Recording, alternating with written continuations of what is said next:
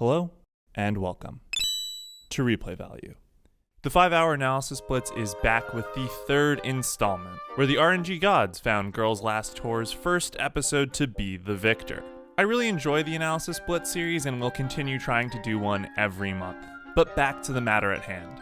I've been on a bit of a setting kick recently, although I'm not sure whether that's because Kyoto Animation does an amazing job of incorporating their locations into their narratives, or maybe it's just that I've been feeling out of place recently myself. My last 4 videos have all touched on the importance of setting in their scenes, and Girls' Last Tour looks to continue this trend, with its first story doing an amazing job of building the world, and how that setting creates a dichotomy by which we experience the narrative. The sound of water dripping, echoing across metal is about as immediate of a way to establish a sense of uncertainty and decay as you'll find in sound design. It gives the sense of being underground, surrounded by darkness in an unfamiliar location. There's a reason why narratives that are trying to unnerve you use this element to an almost tropish extent. But that sound is immediately joined by that water droplet being a bright source of light on the screen. And as it falls, it becomes a beautiful, radiant ripple. That opening 20 seconds not only foreshadows the entire first story of the episode, but also sets up the 2 facets of the world that we're about to be taken into. That even though the world is post-apocalyptic, this world that was seemingly destroyed in the wake of great violence, there's peace here, and beauty. That even the darkest outcomes have droplets of light that come afterwards. We follow that opening with shots of rusted metal pipes, and a water droplet begins to form. It's dark, the metal is cavernous in its formation and depth, and it seems as though this place has not been interacted with for years. There's a calm stillness to this place, but it's devoid of life. As the rumbling in the background gets louder and louder, the screws on the ground begin to bounce. That stillness is being broken as we cut to the treads. Not only the silence being broken, not only the inactivity, but also the darkness as the light centers on the shot. The following shots of the water now dripping tells us that whatever is causing this motion is the source of hope that was implied in the opening scene. Life and activity have returned to this place, and it is not a cause for fear as would be implied by the nature of the setting. The treads leave that small area behind, presumably allowing it to return to its serene state. But we follow with the machine as bright lights welcome the title and the music comes in. To add to that dichotomy of location, the music that joins us is relaxing, almost meditative, as we finally see the 2 girls who are riding in the machine, making their way through the facility as shadows play on their surroundings. Both the song and shot focus create this serene feeling. There's a sense of grounding on the machine. So we're focused there instead of on the dark surroundings, which would instead create an eerie sensation.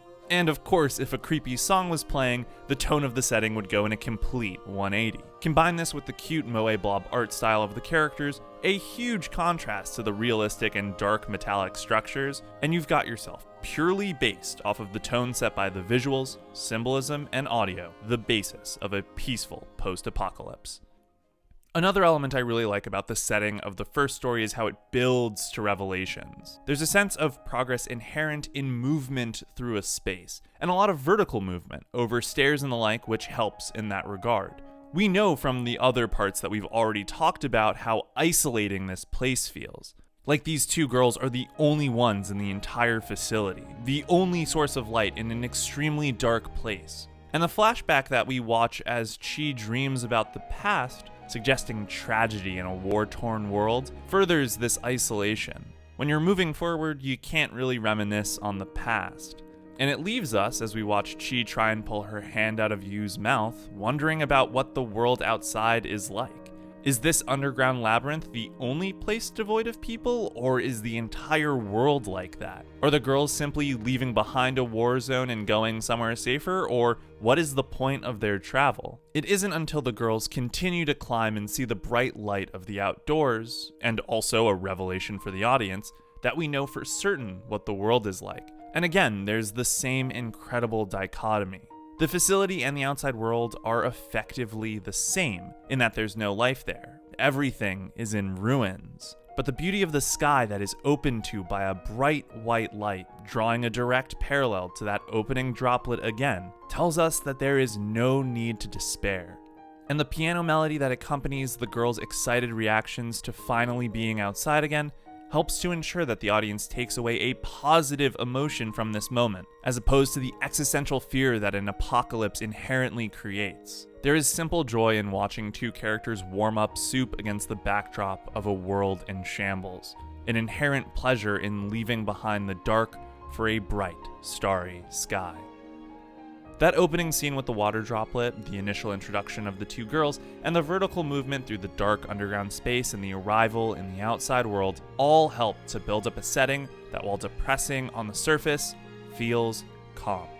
The ability for a show to create a dichotomy like this, one that asks you to consider not the immensely painful reality of what led to this setting, or the existential despair that being one of the only people left alive might cause, but instead to consider the simple serenity in surviving, the joy of being alive and sharing experiences with another person against this backdrop is an impressive one, and it is certainly one worth praising. I will probably wind up watching more of Girls' Last Tour now that I've started the show, and so I'm thankful to have been illuminated to this peaceful post-apocalypse, just as the first story intended. Thanks for watching.